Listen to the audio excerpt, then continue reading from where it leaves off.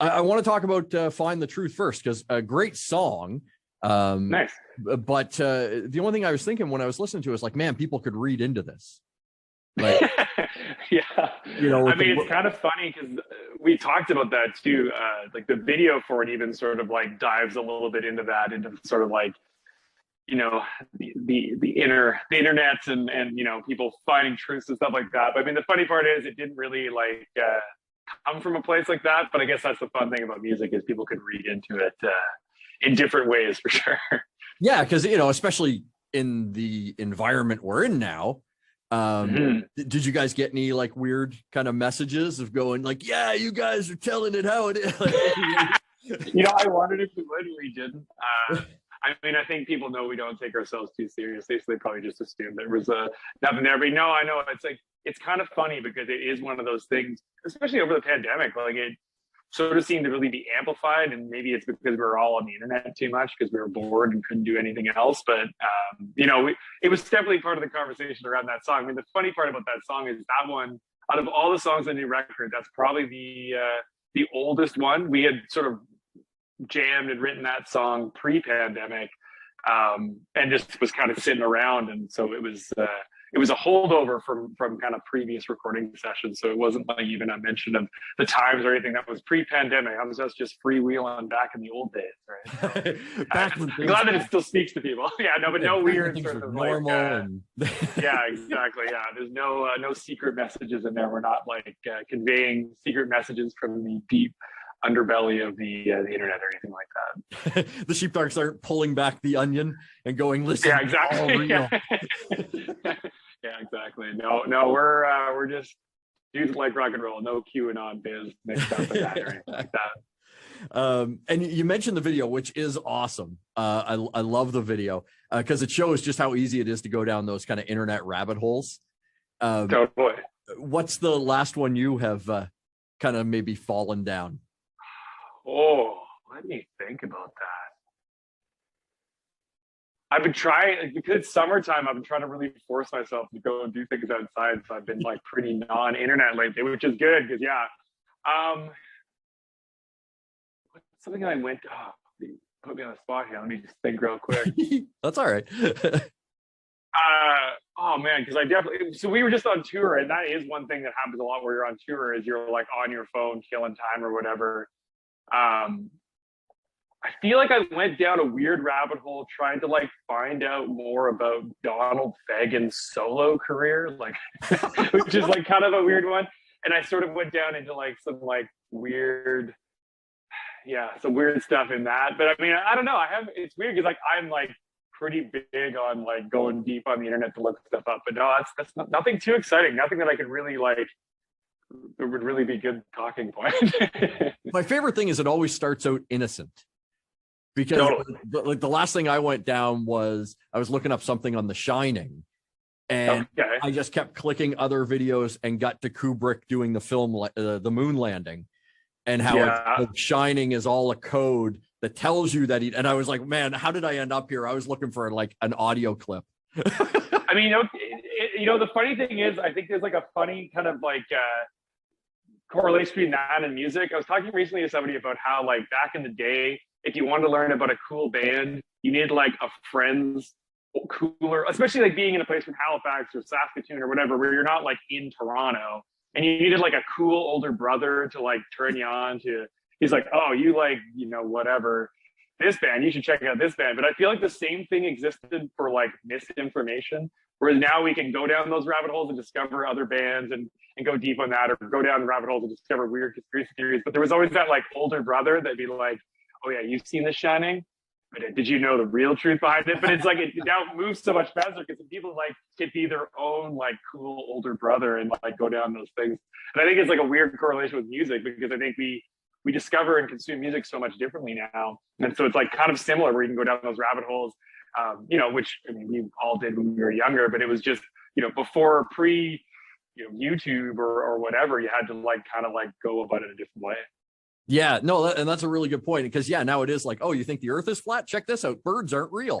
And you're like, what? Okay. But I like it now with music though, because it is great where like if you're listening to the Sheepdogs and then you go over like, oh, check out Fagin or whatever's up on the side. Yeah, totally. Well, I mean, it's nice that the internet helps you do that. I talked a lot about that, even just like early days of our band, like, because when we were in high school, dating us a little bit, when we were in high school, the big thing was Napster, and which is like, obviously was, Metallica didn't like, but for a young man who wants to discover rock and roll music in that like predominantly top 40 kind of situation, in like the early 2000s or whatever, it allowed like people like you and I to like nerd out on music and get into things we normally wouldn't. I mean, it's so cool now about the way the internet has done that, because even for a band like us that plays old rock and roll, old school rock and roll, like it allows us to go to, we were just in Europe, it allows us to go to France and have a bunch of people show up to our shows because they discovered us, not because we're on the radio there or anything like that, but because the internet has sort of guided them, or that sort of word of mouth that exists. But yeah, it's really cool. It is one of the positive things. I mean, all the jokes aside about QAnon or whatever, but the same sort of thing, you can create sort of a synergy around music and people can get behind things, in a good way and a bad way. But I think it is cool from a musician standpoint to see that people can go down a rabbit hole and discover your band or be present, or I discover new music all the time that way, which is cool for sure. Yeah, we should give the internet some props every now and then for the good stuff. Yeah, it might be breaking through the fabric of our society. But, we can listen to some damn good music along the ride of the trip down. As we descend back into the sludge, let's listen to a good soundtrack on this. The soundtrack is going to be killer. Speaking of the bad side of it, and just going down the rabbit holes, what's the strangest, I guess, lie or mistruth that you've seen about the Sheepdogs on there? Have you had one? There's a lot. Oh man, really a hard-hitting question to this guy. I'm sorry. I watched I like it last night. Our summer catch-ups are always good. I mean, the one of the funny ones that we always laugh about is like when you look up your name and it's like someone says like net worth or whatever, and it's like pretty funny to look those things up because I don't know like where that information is coming from, but like. B, it's usually pretty far off the reality of being, a Canadian musician, right? Those ones are pretty funny. And I'm also wondering, like, who's populating that stuff? Like, who's like, Ryan Bell and net worth? We got to get that up there. For a while, I was like, trying to, in that same vein, because I would always see, if you look, Ryan Gull, I'd be like net worth, girlfriend, or whatever. And so I like had this thing where I was like joking that I would just Google like Ryan Gull and celebrity girlfriend like a bunch of times just to see if I could make it. So that would be the number one. So start a rumor on Google that I had some sort of celebrity girlfriend. But no, I mean, it's funny because like you'll see stuff on the internet all the time that's not true. Even if it's just simple things like people talking about the meaning of songs or talking about, band members or whatever. But I mean, that's just kind of the nature. I mean, that's been existing forever, back in the Beatles, the Paul is dead thing or whatever. But again, everything just gets like, is way more accessible. You don't have that weird older brother to fill you in that, Paul McCartney actually died and there's the stand-in. Actually, the weird thing I saw recently was the whole Avril Lavigne is a different Avril Lavigne. Have you seen that one? I saw that one recently, sort of around the like relaunch of her outlet, Let's Go reissue or whatever. And I didn't know about that one. So that's a weird one I read. Yeah. She's dead too. And it's a record. Yeah, her and Paul McCartney. Yeah. They're all on the island with Biggie and Tupac, the real ones. Yeah, exactly. Is it hard? Like you're mentioning like song meanings. Is it hard when you see somebody that's got it? Not that it sounds mean to say like they got it totally wrong, but like, you guys wrote the song thinking this and they took it one way. Is it hard to not like reach out and be like, no, this is what we meant? No, not at all. I think that's what's kind of great about the ambiguity of music is that like people could take it on their own meaning. I mean, it's like as simple as like somebody being like, oh man, like you guys really remind me of 38 Special or something like that. And I'm like, I don't listen to 38 Special really. It's not like I'm like listening to that and inspired by that. But the fact that that person likes 38 Special and then they're saying that we sound like that means like they're associating a band that they love with us, and that's cool, right?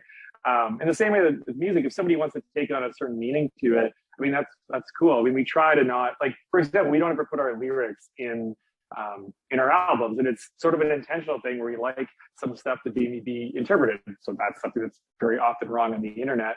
But in the same way, it's like if a song takes on a meaning to someone and means something special or whatever, I think it's cool. I think that's what's kind of interesting. I think things don't need to be like very black and white and like this is what the song is about.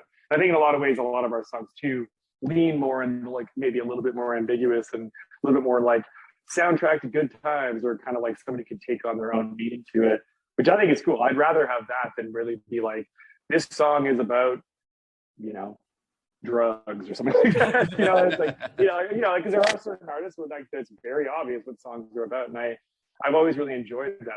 An early memory I have as a kid was like asking my dad about the meaning of songs, and him sort of saying like, it can mean whatever you want it to mean, because that's what music is. And I always thought that really stuck with me for sure.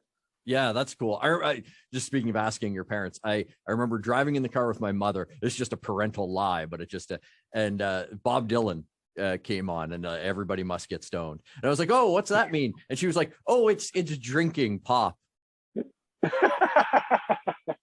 Yeah, and as a kid, great. I was like, I mean, it's so okay. I don't know what to be sure. Wow. Then you like go to your kids and your buds at school, and like you're gonna have pop. You're like, let's all get stoned. I'll get stoned. Suspended from school. That's funny. You guys are coming to town in September. You're playing this new venue, the Lighthouse Arts Center. What's it like for you guys when you roll into a town? Like, you've been to Halifax a lot, but you're going to a new place. Does it kind of change the mindset at all? Like, because it's a new venue, and I think it's kind of cool. I mean, I think we're going to be one of the first shows that's going to happen there, which is cool. When it was pitched to us, it was sort of like, let's try to do something different in Halifax. And we've done the Marquee the last couple of times and doing a couple nights, and wanted to do something that's different. And talking with folks there that we work with on our shows, it's just really cool. It's cool that like, somebody's investing in a new venue, and I think it's going to be cool to do something that's a little bit different than like a bar show, which is essentially what we've done the last couple of times we've been there.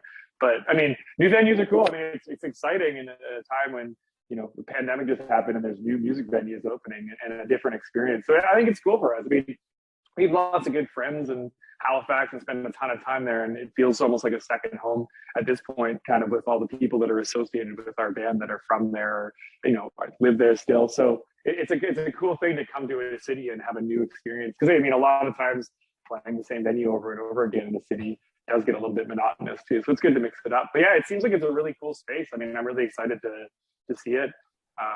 And it's great to have like a new venue right downtown in Halifax. That's pretty rad too.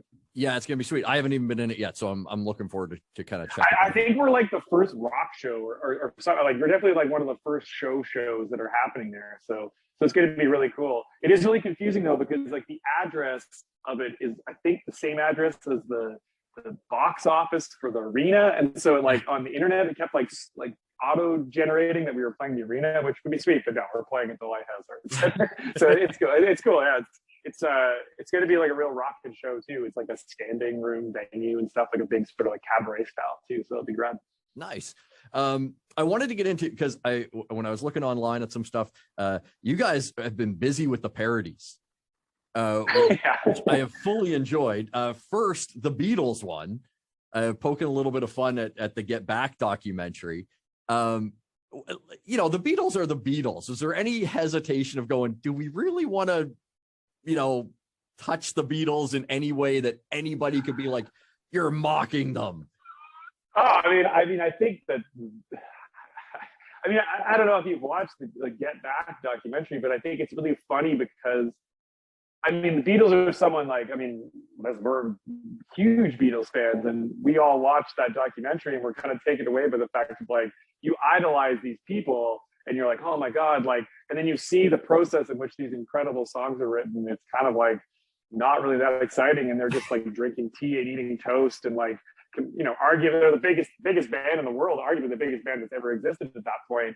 And they're like sitting around like making fart jokes and like all sorts of that. Like, it's funny because then you sort of have this realization. I had this conversation with lots of people, be somewhere and run into somebody in the street and they'll be like, oh my God, like, so nice to meet you. And I'm like, in my mind, I'm like, well, I'm just a dude from Saskatchewan. Like somebody might put us up on a pedestal because they like our band, but I'm really just, in the same way. I mean, they're just a bunch of guys from Liverpool who just happen to like, write incredible music. But I think the funny thing about that, we try to be pretty tongue in cheek about it, and we're kind of just making fun of the nature of that thing. But I think that in the same way, we also don't take ourselves seriously. I think it's like, and I don't think the Beatles took themselves seriously in a lot of ways. I mean, you see it in all the goofing around that they're doing while they're, under a lot of stress trying to create, what was essentially their last record. So, I mean, it's definitely a pretty interesting documentary and very eye-opening as a musician to see that when you sort of idolize it. But no, I no qualms about it. I mean, someone wants to say like, "How dare you?"